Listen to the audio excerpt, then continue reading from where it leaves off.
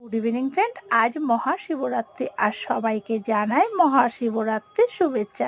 তোমরা তো ইতিমধ্যে জেনে গেছো আমাদের বাড়িতে মন্দির আছে, মন্দিরে ব্রাহ্মণ দাদা পুজো করতে আসবে, তাই আগে থেকে সমস্ত গোছগাছ করে রাখতে হবে। বোন কিন্তু অলরেডি রেডি হয়ে চলে গেছে, আর আমি বাজারে গেছিলাম বলে একটু দেরি হয়ে গেছে। আর চলো, আমিও রেডি হয়ে গেছি, তোমাদের সঙ্গে একবার শেয়ার করে দিলাম।